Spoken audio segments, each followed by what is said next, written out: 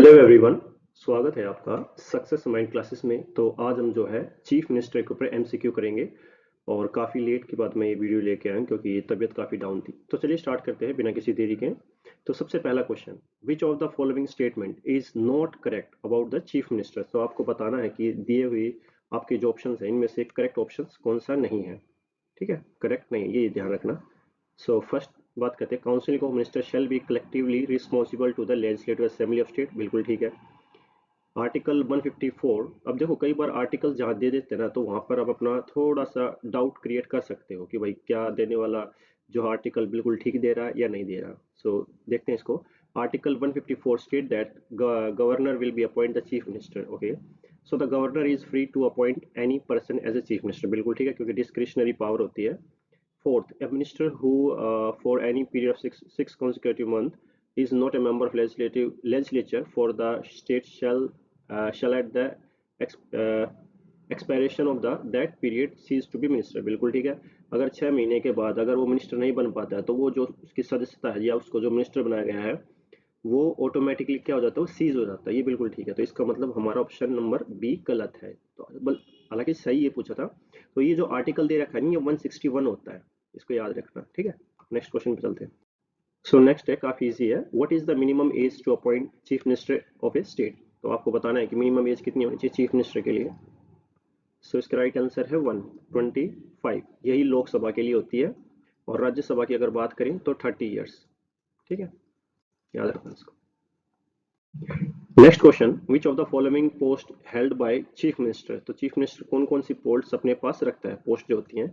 Chairman of state planning board या member of national development counselling, chief spoke person of a state government. तो ये सारे ही होते हैं। तो answer is 4, all of above. Next question, which of the following is not match correctly. आपको बताना इनमें से कौन सा और फॉलोइंग जो आपको ऑप्शंस दिए गए इनमें से मैच करेक्टली नहीं है। तो देखो इसमें आपको ना आर्टिकल्स की थोड़ी सी परख होनी चाहिए, मतलब थोड़ा सा आपको याद करना पड़ेगा आर्टिकल्स के बारे में। और मैंने लिखवाया भी है और आप मेरी प्रीवियस वीडियो देख सकते हैं, इसमें आपको मिल जाएंगी प्लेलिस्ट में। सो आप वहाँ से भी याद कर सकते हैं। तो चलिए पहले इसकी बात करते हैं। देखो अगर मैं इसके आंसर की बात बताऊँ तो इसमें आपका आंसर होगा सेकंड, मतलब ये। तो 163 में क्या होता है कि आपने देखा तो इसमें कहते हैं अगर कॉन्स्टिट्यूशन में there shall be counselling of minister and chief minister. ठीक है, मतलब काउंसिल को मिनिस्टर होना चाहिए, चीफ मिनिस्टर होना चाहिए। सो ये बात 160 आर्टिकल 3 कहता है। ठीक है, सो ये था आपका, इसमें यही बताना था। यही मतलब गलत तो है लेकिन आपको सही बताना था इसमें। Next question, who determine salary and allowance of chief minister. तो जो सैलरीज होती है या अलाउंस जो होते हैं चीफ मिनिस्टर के, मुख्यमंत्री के, वो कौन डिटरमाइन करता है। सो इसका राइट आंसर है आपका स्टेट लेजिस्लेचर। इसको देख कर ये मत सोचना गवर्नर ये। ठीक है, सो इसका राइट आंसर है आपका state legislature. Next question, chief minister hold office during the pleasure of. So chief minister जो होता है, जो मुख्यमंत्री होता है, वो कब अपनी ऑफिस को ग्रहण करता है। जब गवर्नर उसको जो ओथ, मतलब ऑब्वियसली बात है, जब उसको ओथ कंप्लीट करवा दे तभी वो चीफ मिनिस्टर का जो ऑफिस होता है वो ग्रहण कर सकता है। तो right answer is governor. Next question, so ये क्वेश्चन फिर से रिपीट हो गया है जैसा कि हमने पीछे भी किया। सो आई होप दैट आपको इसका आंसर पता होगा। Who decide the salary allowance of a chief minister. So आपका state legislature. Next question, which article outlines the duties of chief minister in providing information to the governor. So आपको ये बताना है कि इनमें दिए गए आर्टिकल्स में कौन सा आर्टिकल्स ठीक है जिसमें चीफ मिनिस्टर की ड्यूटी होती है कि वो इन्फॉर्म करे गवर्नर को। सो बताइए इसमें कौन सा है आपका। तो इसका राइट आंसर है आपका आर्टिकल नंबर 167। ठीक है, answer C. Next question, so ये क्वेश्चन यूपीएससी 2023 में आया था। सो आई होप दैट इस तरह क्वेश्चन जो है आपके स्टेट एग्जाम्स होते हैं या कहीं एसएससी मेंस टाइप में भी आ सकते हैं, संभावनाएं होती हैं बिल्कुल। तो चलिए देखते हैं। कंसिडर द फॉलोइंग स्टेटमेंट्स के बारे में। पहली स्टेटमेंट है, in India prison are managed by the state government with their own rule regulation for the day to day administration of the prison. बिल्कुल इंडिया के अंदर जो प्रिजन आपकी हैं, जो जेल हैं, उनको मैनेज किया जाता है राज्य सरकार के द्वारा, जो उनके खुद के रूल रेगुलेशन होते हैं डे टू डे में। सेकंड स्टेटमेंट है कि in India prisons are governed by the Prison Act 1894 which is expressly keep the subject prison in control of provincial government. provincial government वही होती है जो स्टेट गवर्नमेंट होती है, ठीक है। सो अब इस एक्ट के तहत ये कहते हैं कि जो है वो प्रोविंशियल गवर्नमेंट होती है वो ही कंट्रोल करती है। ये भी बिल्कुल ठीक है, ठीक है। वैसे मैं आपको बता सकता हूँ कि दोनों स्टेटमेंट ही बिल्कुल ठीक है और इसका राइट आंसर आपका ए है, ठीक है। सो इसको याद है। Next question, which of the following power is not enjoy by the chief minister. So इनमें से आपको बताना है कि कौन सा मतलब पावर जो है वो चीफ मिनिस्टर एंजॉय नहीं करता है, तो नॉट है। सो आई होप दैट आप इसको कर लो, काफी आसानी है। देखो, advising the governor on important appointment, ये तो बिल्कुल ठीक है, एडवाइस करता है कि किसको अपॉइंट करना है। समनिंग, समन करना, कॉल करना सेशन ऑफ पार्लियामेंट, ये तो आउट हो गया इसके स्कर्ट, क्योंकि जो पार्लियामेंट का जो समन करने की जो पावर है वो तो प्रेसिडेंट की होती है, ठीक है, ना कि चीफ मिनिस्टर। हाँ, अगर स्टेट के अंदर है तो गवर्नर करेगा, ये याद रखना। सो यही पूछ रहा था नोट, तो ये इसका राइट आंसर है। बाकी तो आप देख सकते हैं, इसको एलिमिनेट कर देना। नेक्स्ट है, which of the following articles does not directly relate to the chief minister. तो आपको बताना है कि कौन सा आर्टिकल जो है वो डायरेक्टली रिलेट नहीं करता है। सो ये भी काफ़ी इजी है, आप बता सकते हैं बिल्कुल इसमें से। सो मैं विश्वास है कि आप बता ही दोगे। सो देखो, इनमें से मैं आपको बताता हूँ, ये है डी 370, क्योंकि देखो आर्टिकल 370 आपको पता होगा, ये जम्मू कश्मीर से रिलेटेड था, जो कि जो है कि 2019 में केंद्र सरकार ने इसको हटा दिया, आर्टिकल 370, है ना, जम्मू कश्मीर को विशेष राज्य का दर्जा मिला हुआ था, तो याद रखना है इसको। हालांकि अब ये कुछ ये मतलब इस तरह से आ सकते हैं क्वेश्चन, सो आप इनको याद रखना। नेक्स्ट, ये भी काफ़ी आसान है, what is the term of chief minister office. तो क्या टर्म मतलब कितने समय तक चीफ मिनिस्टर अपने ऑफिस में रह सकता है।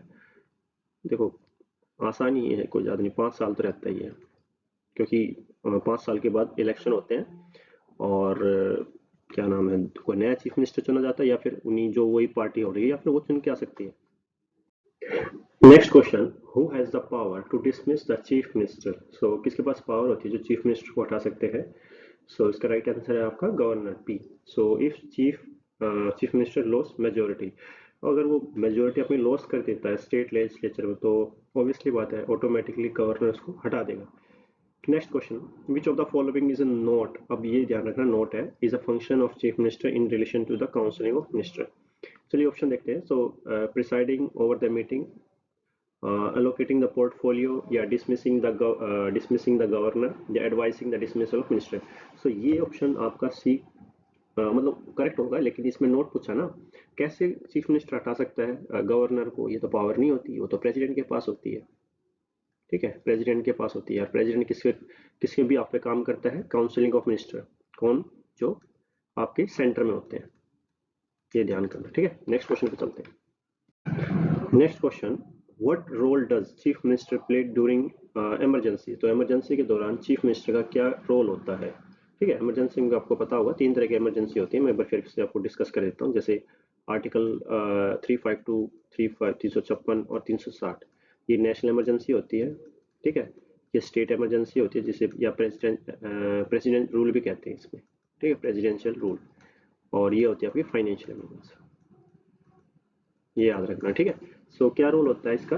सो या वो जुडिशियल एडवाइजर होता है, या क्राइसिस मैनेजर ने चीफ मिलिट्री लीडर, या स्पीकर ऑफ असेंबली। नहीं, ये कोई सा नहीं होता, स्पीकर असेंबली कैसे हो सकता है, स्पीकर असेंबली में स्पीकर होता है, मिलिट्री लीडर नहीं होता वो।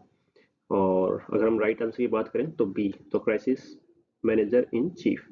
Next question, who is the responsible for the communicating counselling of decision to the governor. कौन होता है, मतलब कि अगर रिस्पॉन्सिबल कौन होता है काउंसिलिंग के जो भी फैसले लिए जाते हैं, ठीक है, उस और अगर फैसले लिए और गवर्नर को कम्युनिकेट कौन करता है, ये भी काफी आसान है, आपका चीफ मिनिस्टर होता है, ठीक है, क्योंकि काउंसिलिंग का मिनिस्टर का हिस्सा तो चीफ मिनिस्टर भी होता है।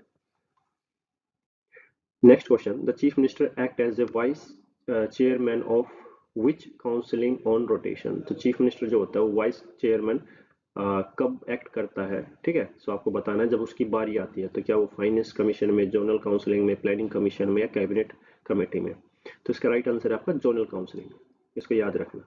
नेक्स्ट क्वेश्चन, ये लास्ट क्वेश्चन है इसका। So who advise the governor on the summoning and proroguing of legislature action, तो आपको मैं बता देता हूँ कि कौन एडवाइस करता है गवर्नर को कि कब बुलाना है और कब स्थगित करना है। इसका इनका मदद होता है, मतलब इसका अगर मीनिंग बात करें प्रोरोगिंग की, तो स्थगित करना। समनिंग का मतलब होता है कॉल, मतलब बुलाना। कौन करता है? ऑब्वियसली बात है चीफ मिनिस्टर ही करता है, ठीक है। काउंसिलिंग ऑफ मिनिस्टर के फैसले, और तभी तो उसके साथ कम्युनिकेट करेंगे। सो आई होप दैट आपको ये सेशन अच्छा लगा होगा, और काफ़ी सारे क्वेश्चन थे इसमें। सो आप अपने प्रैक्टिस कीजिए, और प्लीज़ इस सेशन को लाइक और सब्सक्राइब कीजिए, ज़्यादा से ज़्यादा इसको शेयर कीजिए। Thank you.